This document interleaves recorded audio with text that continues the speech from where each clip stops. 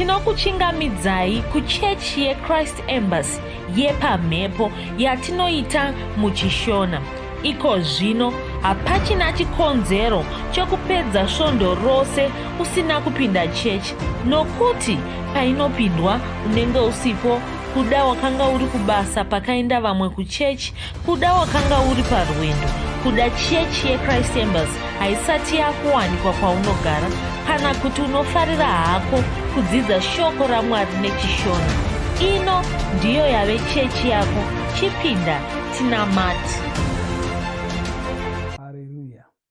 Tinosangana zvekare pamunamato wedu weChrist Embassy watinoita pamhepo muchishona, tichimba kuti makava nesvondo rakanaka, tichimba kuti makatamba kisimusi yenyu zvakanaka, mukashanyirana hama neshamwari, mukava nenguva yakanaka semhuri, seshamwari. Uye ndinovimba zvekare kuti makaenda kumunamato, makanamatawo pamwe chete nevamwe, makasangana pamwe chete nevamwe, muchinamata pamwe chete nevamwe. Ndogara ndichisimbisa nyaya iyoyo kuti kana tichipemberera kuzvarwa kwaJesu, hazvina zvazvinoreva kuti tinopemberera kuzvarwa kwaJesu isu tichiita zvimwe zvinhu zvisinei naJesu wacho. Tinofanira kuenda kumba kwavo kwatinovanamata nokuvashumira tiri, tonovapemberera tiri ikoko. Hazvirevi kuti Jesu havasi pese pese patinenge tiri, tinotovatakura, asi vanoda kutiona tichiungana panzvimbo imwe chete, tichivanamata nokuvarumbidza. Ndinoimba kuti makaita saizvozvo mose. Ndinowanzoudzawo vanhu ndichiti panyika panapa tine mazuva akasiyana siyana. Tine zuva rekurangarira magamba. Pazuva rokurangarira magamba, vanhu vanorangarira magamba chaivo chaivo vanotoenda kwakavigwa magamba, kunoungana ikoko vachirangarira magamba vari ikoko. Vanenge vasara kudzimba vaya kashoma kuti vange vachirangarira magamba. Vanenge vachitoitawo zvimwe zvinhu zvavo, vachiita mabasa avo, vachitandara, vachiita zvese. Zvokuti vazhinji vavo ukatosvika uchivada kuvarangaridza pamusoro pemagamba, vanotoshaya kuti magamba auri kutaura acho ndeapi. Ndo zvandinoona zvinoitikawo nevaya vanoti tiri kupemberera kuzvarwa kwaJesu, asi ivo vari mudzimba dzavo. Kazhinji kachona hapana Jesu anenge achirangarirwa ipapapo. Tinorangarira Jesu nokuenda kuchechi. Haleluya. Asi toda kuti makorokoto makuru, tasvika pazuva redu rokupedzisira remugore ra2023. Iri igore ratakaziviswa namufudzi Chris kuti ranga riri gore iro vatsvene vanga vari kuita mabasa makuru, vachipararira kwose kwose, vachiwanda, vachiita mabasa makuru, mabasa anoshamisa. Ndo zvanga riri gore racho. Ndinovimba kuti iwe unogona kupupurawo uchiti wakaita mabasa makuru. Ndinovimba kuti unogona kupupura uchiti wakagona wakapararirawo, wakabatsira kuti ruponeso rusvike kunzvimbo dzakawanda, kuvanhu vakawanda, chibata upenyu hwavanhu vakawanda. Shoko iroro harisati rapera kushanda, ishoko ratichiri kuramba tichingofamba naro. Tiri kupinda mugore ra2024 tichingova neshoko iroro. Inyasha dzatakatopiwa, chipo chatakatopiwa, hatichachiregeri. Takungowedzera zvimwe zvipo tichitakura tichienda takadaro. Haleluya. Ndinovimba kuti takagona kufamba neshoko iroro, uye ndinovimba kuti takagona kuita mabasa makuru. Kana wanga uchifamba nesu, uchibata pamwe chete nesu, uchifamba pamwe chete nesu muzvidzidzo zvotanga tichikupai, minamato yatanga tichiita, mukuwadzana nokushumira kwatanga tichiita, ndakatogutsikana kuti une mabasa makuru awakatoita. Haleluya. Asi tapedza gore rino, tinotenda Mwari pamusoro paro, tinokudza Mwari pamusoro paro. Setsika yedu, patinopedza gore pega pega, tinopa mupiro wokutenda Mwari. tinopa mupiro wenhendo, tinotenda Mwari, pane zvinhu zvinenge zvitatu zvatinoita. Tinopupurira Jesu neshoko raMwari, kushanda kwavakaita mukati meupenyu hwedu, tichiudza vamwe pamusoro pezvakanaka zvatakaitirwa naIshe Jesu, zvakanaka zvatakaitirwa neshoko raMwari. Tinopupurira shoko raMwari, tinopupurira mambo wedu Jesu. Chechipiri, tinonamata tichitenda Mwari pamusoro pezvose izvo zvatinenge takaitirwa naJesu, takaitirwa neshoko raMwari. Chechitatu, tinopa mupiro wokutenda Mwari. Saka tinopupurira Mwari, tichipupurira shoko ravo senzira yokuvatenda nokufara nezvavakatiitira. Tinotaura, tinonamata minamato yokutenda Mwari, tichivatenda nezvavakatiitira, tichipawo mipiro yekutenda Mwari. Unofanira kuita zvese izvi. Nzira yokupa yacho munotoiziva nechekare, vanga usingaizivi tisati tapedza chirongwa chino, tisati tapedza munamato uno, tichakurangaridza zvekare. Unongotumira, kana unogona kutumira neikokeshi *151 *2 *6 *58225 hash, woteedza zvinenge zvichitaurwa neikokeshi ipapo.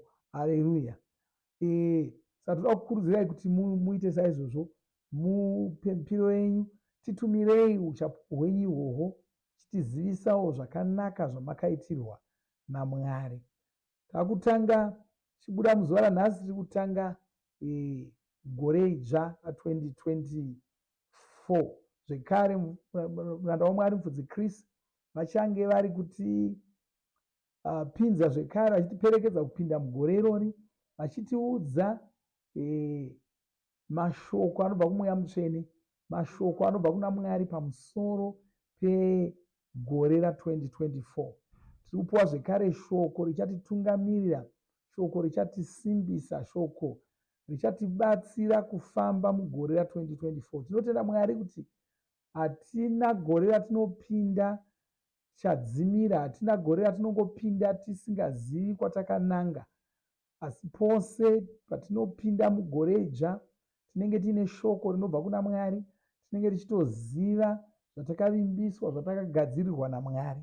Saka ndoda kuti murambe makatiteya, tichakupai shoko iroro rakazara, tokupai shoko iroro, toda kuti muribatisise. Uye kana takupai shoko iroro, harisi shoko rezuva rimwe chete, ishoko regore rose. Saka tinenge tichitarisira kuti mugore rose ra2024 munenge muchifamba neshoko iroro, munenge muchirishandisa pakurarama kwenyu, munenge muchirishandisa pakunamata kwenyu. Haleluya.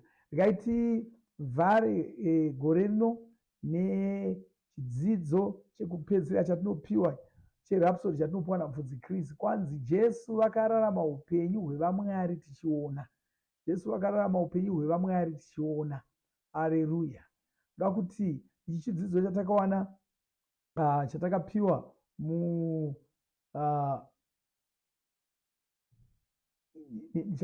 chatakapiwa nezuro. Haleluya. Kwanzi Jesu vakararama upenyu hwevaMwari tichiona. Asi chidzidzo chanhasi chaicho chokuvhara gore rino, kwanzi basa redu rekusvitsa kururama kwavo kuvanhu.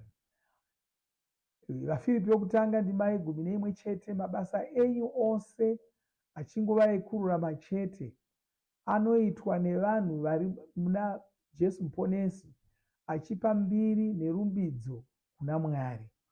Kwanzi Mwari vakatituma, vanoda kuti tivasvitse kuvanhu nekunyika dzepasi rino, tichitaridza vanhu ava mabasa amweya mutsvene. Asi zvino Mwari vangasvika panzvimbo, chii chinozoonekwa panzvimbo iyi? Kururama kwaMwari.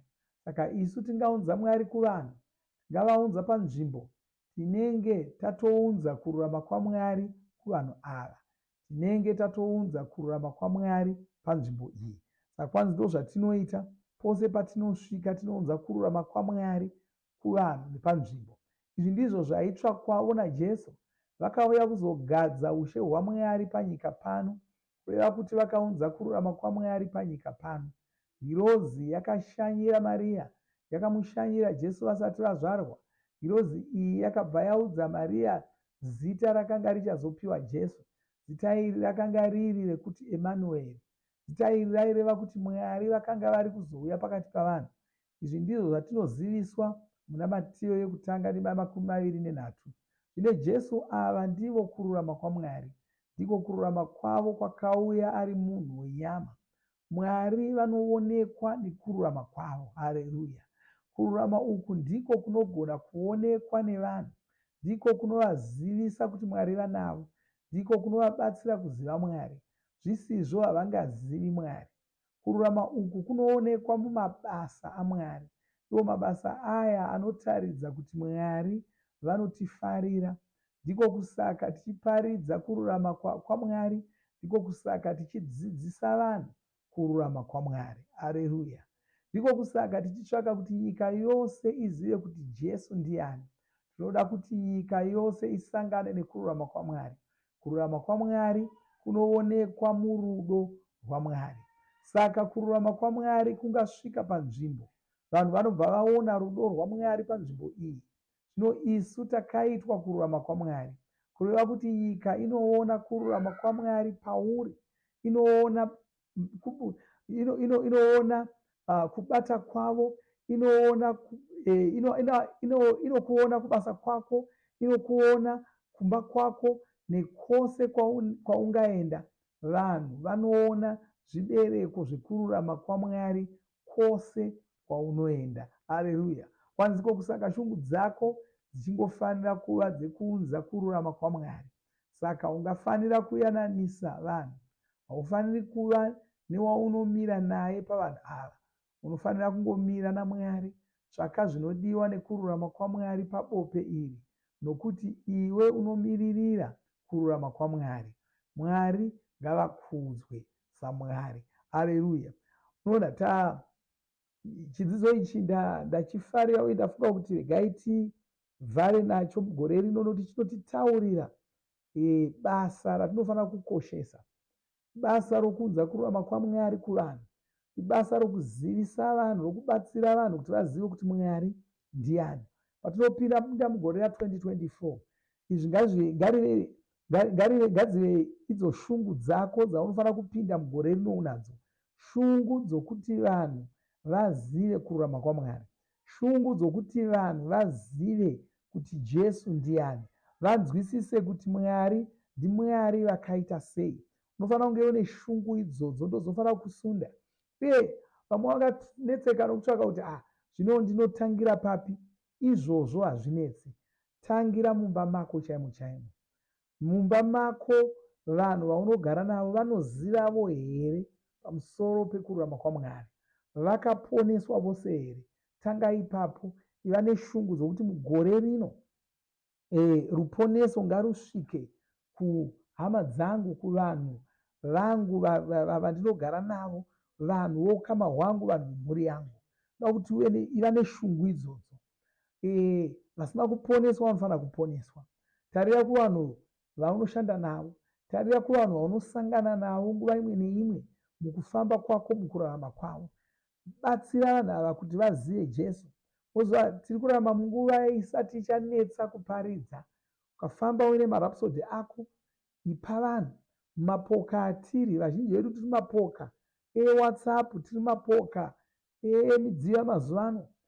Kanda rapsodi imomomo, vanhu vasangane naro paunokanda saizvozvo. Unenge uchitovabatsira, vaunenge uchikwanisa kutaura navo, taura navo, gara navo pasi.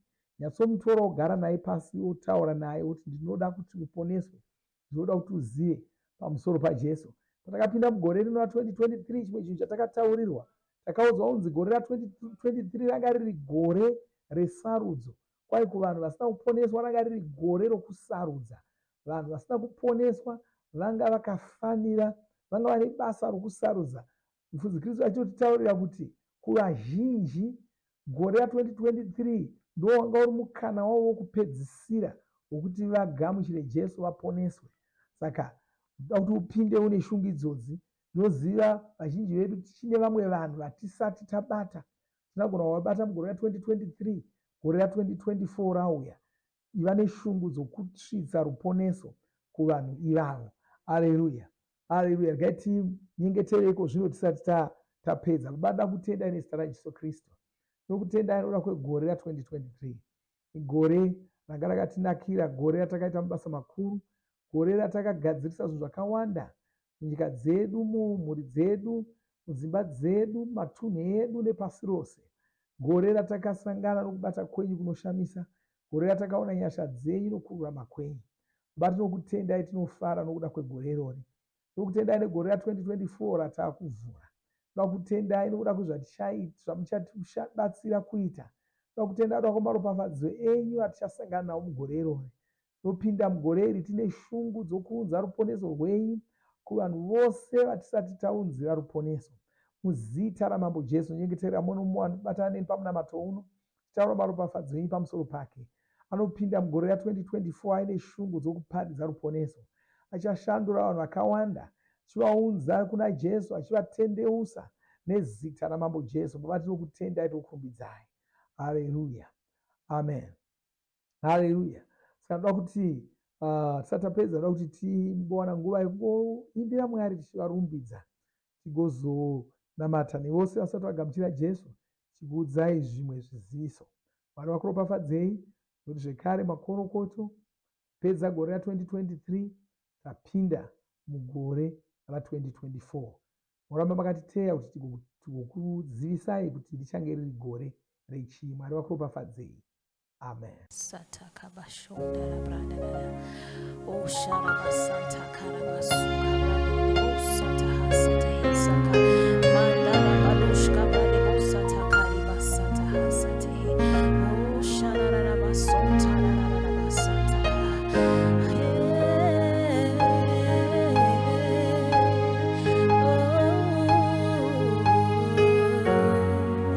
O shakara basonta libranda na moshiti zefrana kisata. Zitarimwe rine simba, zitarimwe rinotonga, zitara Jesu,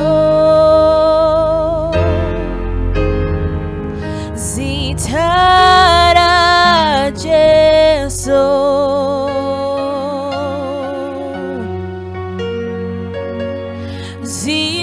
Zitarimwe rine simba, zitarimwe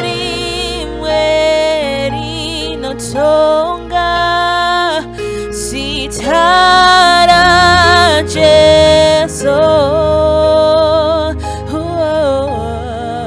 zitara Jesu.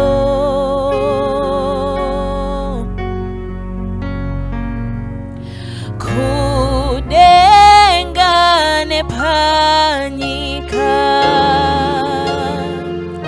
hakuna ane simba, makomo paradzwa, masuo zarurwa,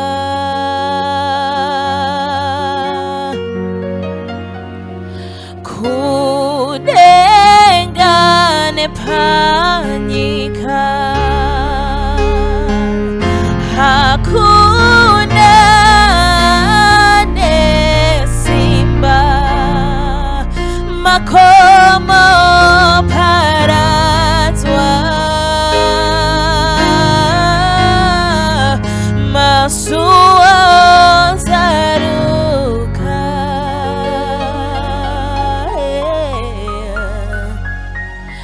Oh Jesu,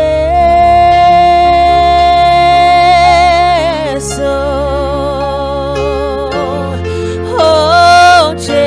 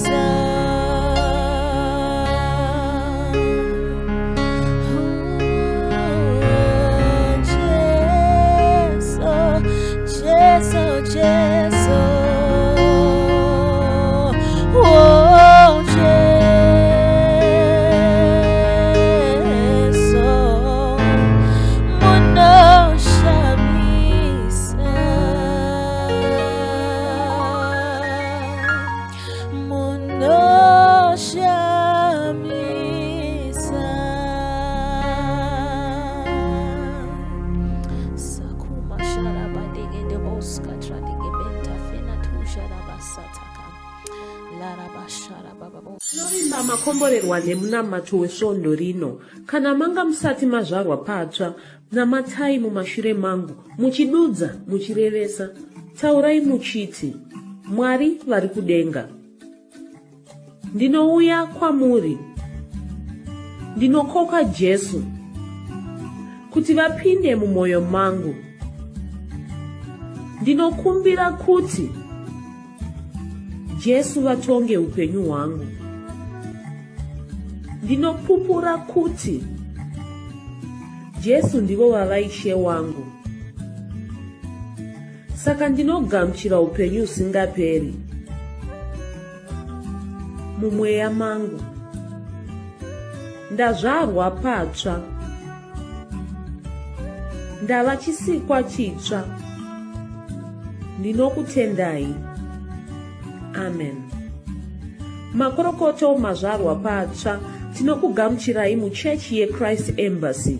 Titumirei zita renyu nekwamunogara. Munogona kutumira iri SMS kana WhatsApp pa 0772 215 kana kutuma tsamba pa shonaror@gmail.com.